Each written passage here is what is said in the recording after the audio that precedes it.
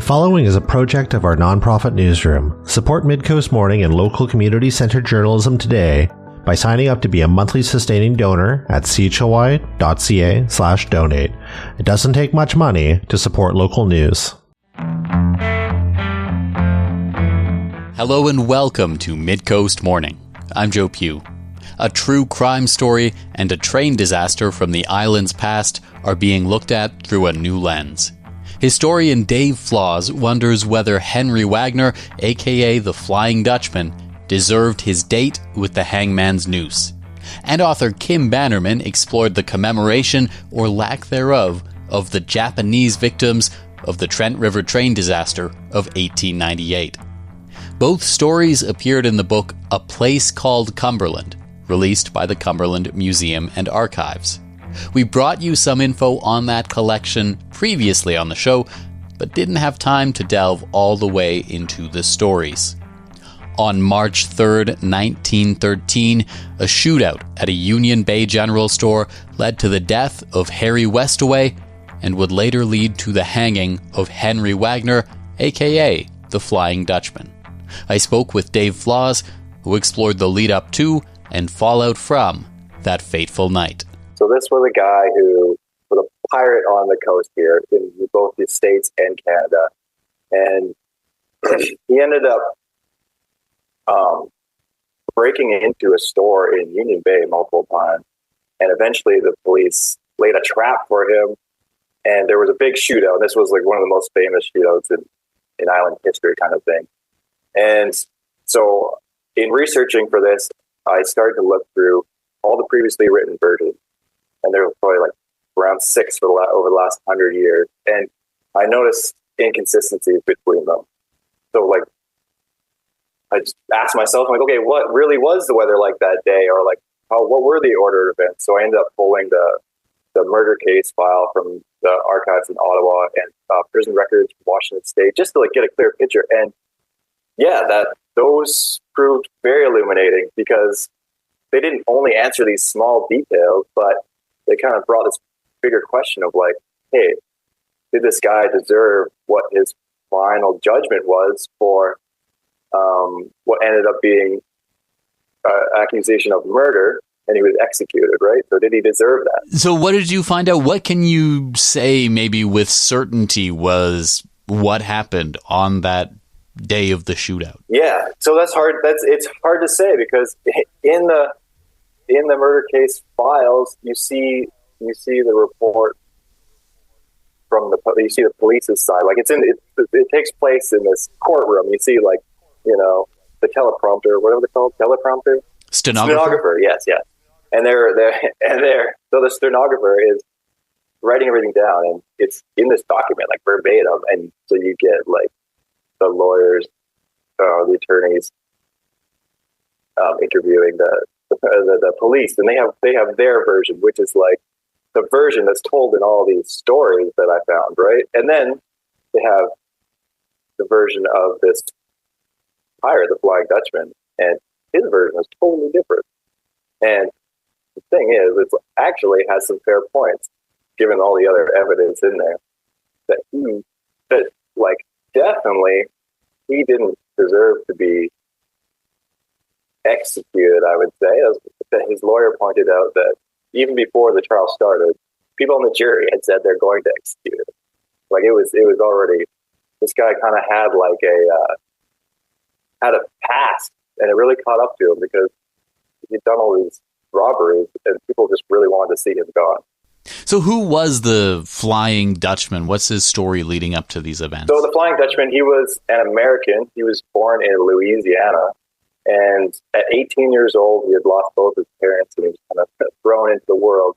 And he ended up on the Northwest Coast in 1901 is where he appears in the record. And he was arrested for smuggling opium. And he served 8 years at the Walla Walla State Penitentiary. In that time, he was thought to be like connected to the Butch Cassidy's Wild Bunch gang, and like and spending time in Wyoming. And that was a really big part of these versions I read. They were like always there. It's like he's like an old cowboy from the Old West. And through my research, there's like no evidence of that whatsoever. So it's like funny how that stuff like pops up in there, just to make it more of a myth, I think, you know. And what do we need to know about maybe the Cumberland of the time or the Union Bay of the time to better understand what happened? Yeah, I think it's important to know that in 1913, like the way to travel around the BC coast was by water, you know. Like the ENN Railway hadn't made it all the way to Courtney yet in the Comox Valley. So Cumberland and Union Bay were connected together with a rail line. And that's the rail line that brought coal from Cumberland to port in Union Bay. And so Cumberland and Union Bay were a very isolated place.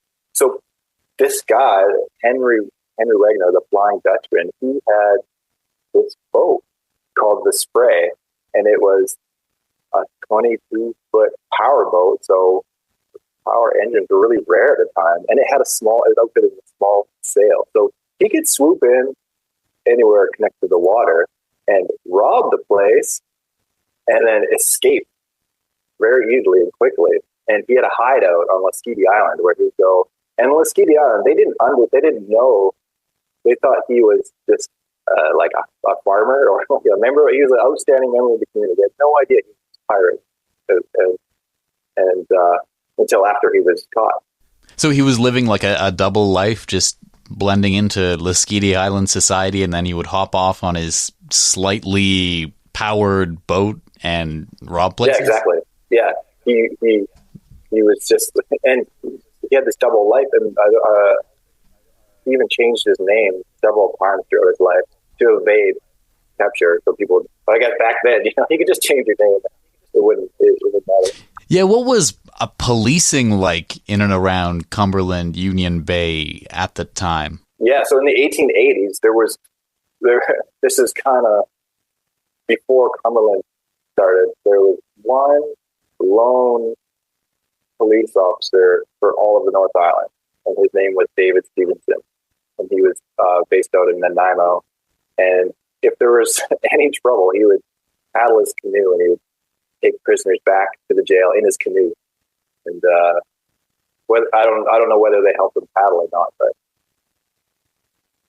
that's kind of it for police until Cumberland becomes more established. And David Stevenson's son, Albert, ends up being on the police force in Cumberland. And the night of the murder, son and father, his father's visiting Cumberland at the time, son and father go and discover that they've caught the Flying Dutchman at Union Bay. And then you close your tale maybe by noting that the people who are in this kind of pirating life, this swashbuckling, robbing places, and people who are in the world of law enforcement circa 1913 and the surrounding years, that, you know, those two worlds could be a bit in flux. Yes, totally. So in this story, kind of, when I was looking through the prisoner records for the Nanaimo jail, I'll back up a second. This is where the Flying Dutchman ended up serving some time before he was executed with the Nanaimo jail.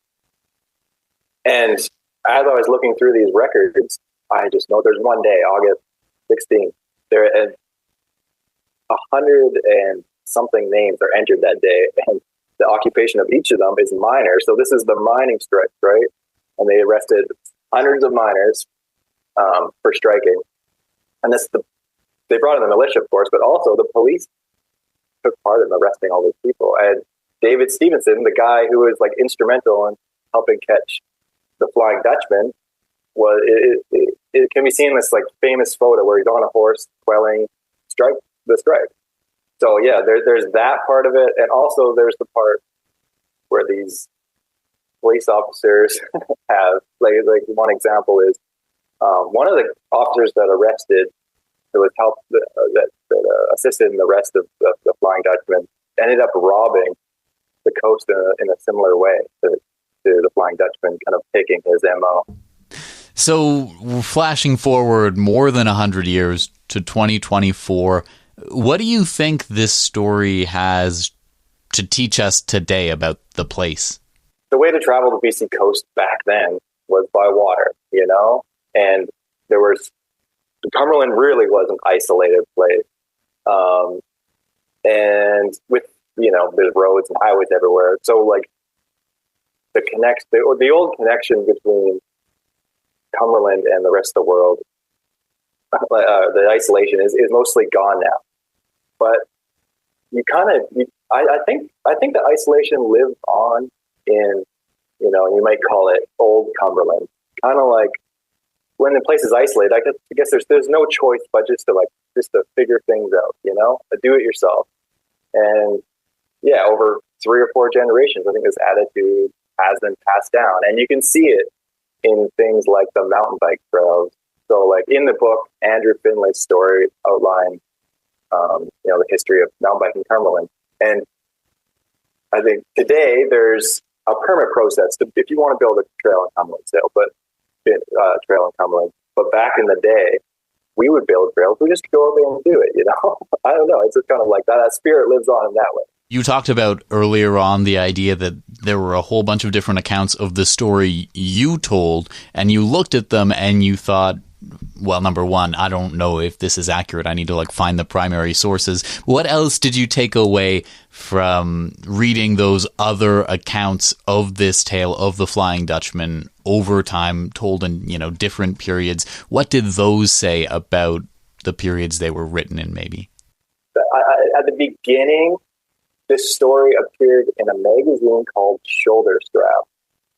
And that was a publication written by members of the BC Provincial Police, and it was circulating to the public, but also to the other members of the BC Provincial Police. It was kind of like harrowing stories of capture and stuff like that. So that one was really embellished and put the Flying Dutchman in the absolute worst light and the police in the best light, right? And then from there, like the next generation to write about it took those elements, right, and then layered on their own, layered on their own, zeitgeist, I guess, like kind of views of the crime. And I don't really, I guess I can't really say beyond that what those are without looking at it again. But it's just kind of like that was never lost. This idea that from the very beginning, that Flying Dutchman was this like absolute bad guy was never lost. It never looked into.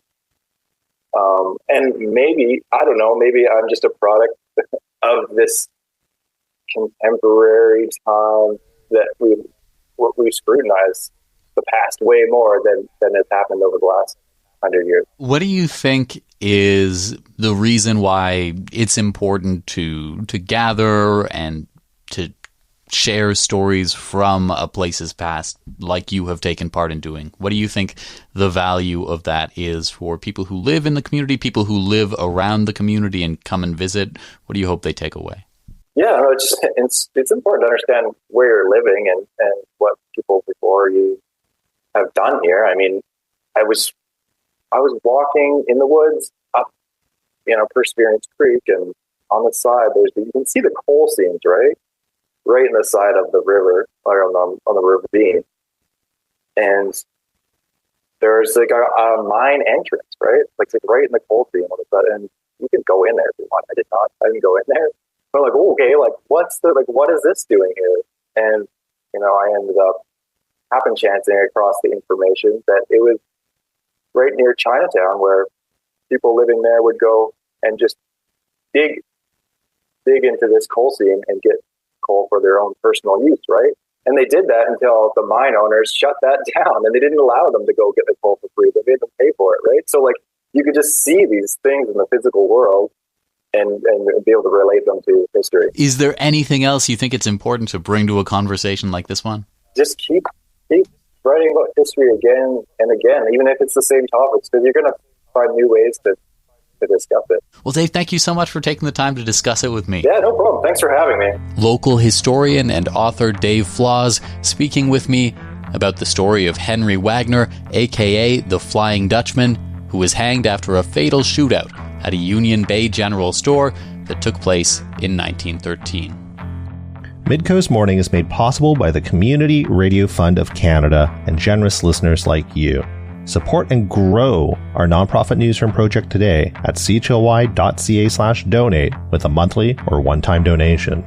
With your support, we can expand Midcoast Morning from 2 to 3 original programs per week to cover local news, current affairs, and arts and culture. In August of 1898, the Trent River train disaster took the lives of a number of people who were on their way to Nanaimo from Up Island.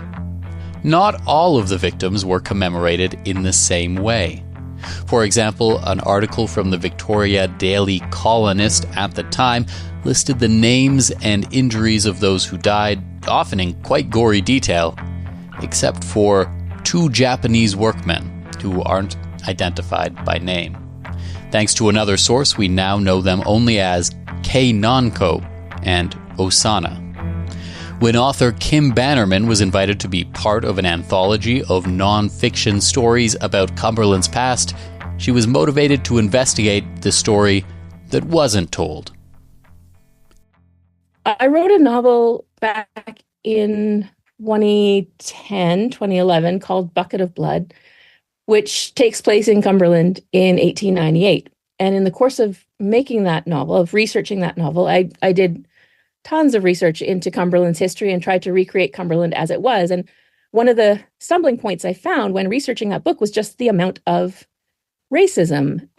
Whole swaths of people being left out of the story because they weren't Caucasian. And I found it really frustrating. So when I was asked to contribute a story to this book, I really wanted to talk about the place that racism has had in Cumberland's history and how it's very difficult to get a full picture of what Cumberland's history is without those other voices there being heard. So I ended up writing a short piece about research, actually, and just trying to find the names and histories of people who participated in building this village when so many of those stories have been sort of stripped away from the narrative. And your story, it follows the form of a particular instance of this happening. Can you tell me about that? Yeah, so again, one of the things I researched when I was doing the novel was the Trent River train disaster, which was basically the collapse of a trestle. The train fell into the canyon. It was all very dramatic, and it made a fantastic set piece for my novel. But not everybody who was killed in that accident was recorded, because 2 of the men who were killed were of Japanese ancestry. So their names were sort of stricken from the record. And I, in the course of researching that disaster, found myself getting completely sidetracked into trying to find out who these 2 men were and what their lives were like. And that's really the basis of how that my nonfiction article for this anthology came to be. Can you tell me more about maybe the context, the logistics of Cumberland at the time this incident took place, that it would be helpful for people to know to understand better the story? Robert Dunsmuir came to this area and began coal mining. Well, his company began coal mining in 1888, around that era. So by the 1900s, this place was completely hopping with multiple mines and railway tracks, and it was actually called a city. It was the westernmost city in North America at the time. Cumberland was huge, and it had connections all around the world. It certainly had a sizable population of people in the nearby Chinatown and in 2 or 3 different Japanese town sites.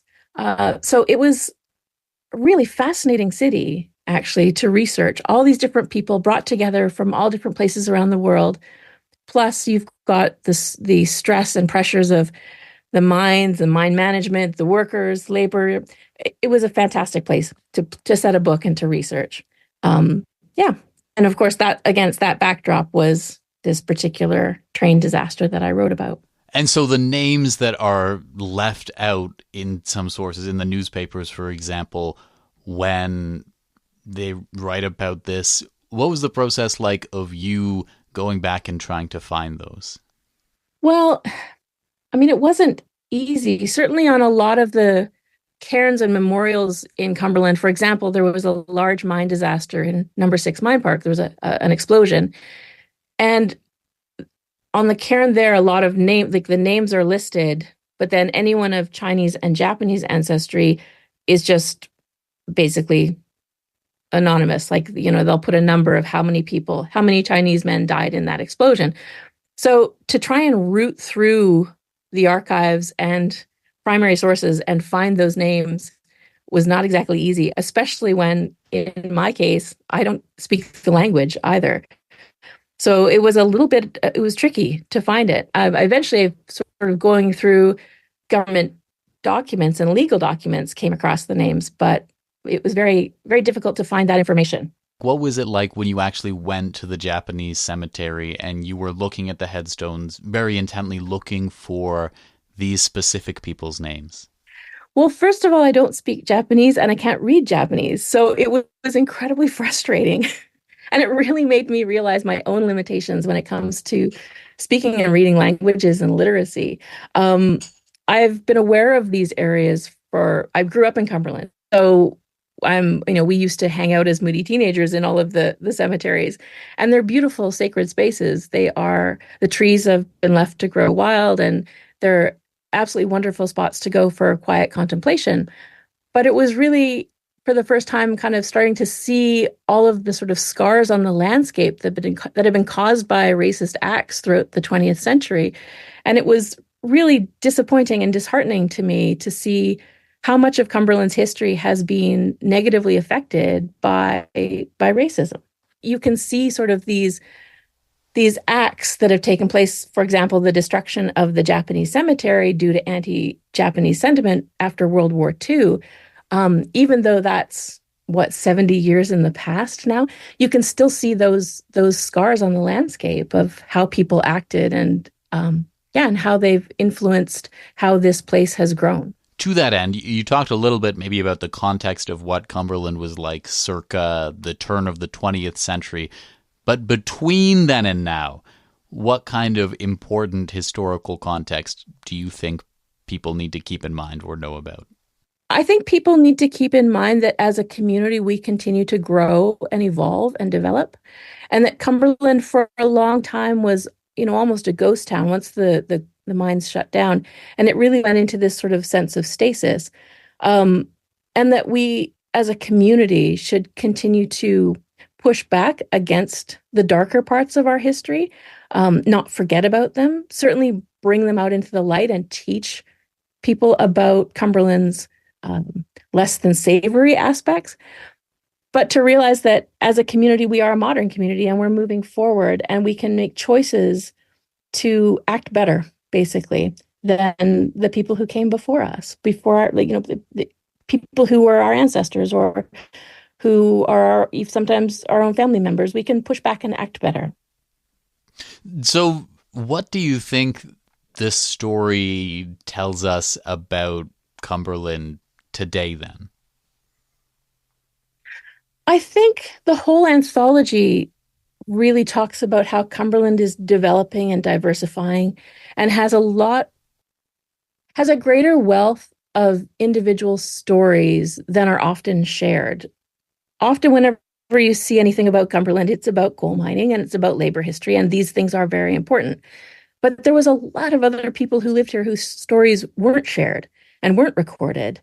And I think that this anthology really calls to light the importance of seeing a community as multifaceted and diverse. And sometimes we don't get to see all of the different stories. We don't get to see all the different faces that a community is made up of. But that doesn't mean those people aren't just as important. Now, if you had to sum up what you feel is maybe like the ethos of Cumberland, or what it's like to live in Cumberland as opposed to another place, to someone else who doesn't live there, what would you say? I don't know. I mean, that's a hard one because Cumberland's kind of ever changing. It's never quite the same. It has a different feel in the summer than it does in the winter. And it has, I talk about this actually in Bucket of Blood. There's this real sense in Cumberland that it's kind of this, well, now it's this village in the forest, but back then it was a city in the forest.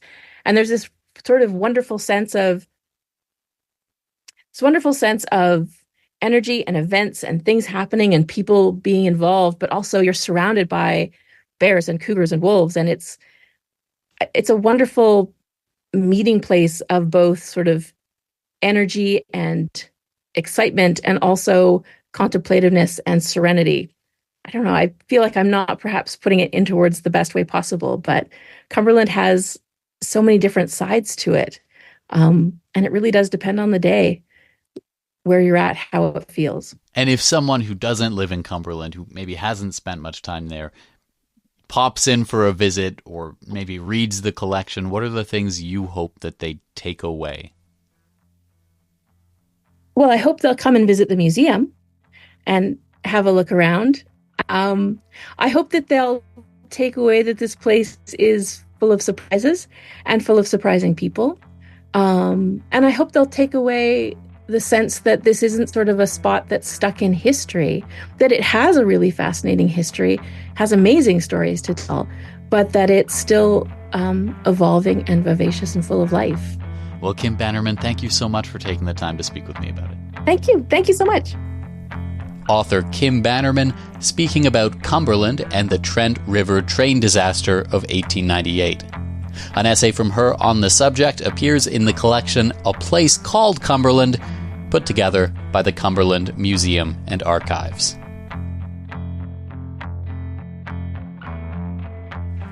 That's our show for the day. Thank you for joining me. I'm Joe Pugh, host and producer of Midcoast Morning. Jesse Woodward is our executive producer, and Arby Frew is our technical advisor. You can sign up for CHLY's newsletter at chly.ca/subscribe for updates from our nonprofit newsroom. Our theme song is First One by local Nanaimo band Waste Management. If you have a story you'd like us to cover, email us at news@chly.ca. That's all for now. I'll talk to you on another Midcoast Morning. Midcoast Morning would not be possible without the funding of the Community Radio Fund of Canada's Radio Meters program and listeners like you. Midcoast Morning is a project of CHLY's nonprofit newsroom. Support nonprofit journalism in Nanaimo and on the Salish Sea today by becoming a monthly sustaining donor at $5 or more per month. Support the program at chly.ca/donate. Finally, this program acknowledges and gives thanks to the Snuneymuxw First Nation as we broadcast and podcast from their traditional territory. Thanks for listening.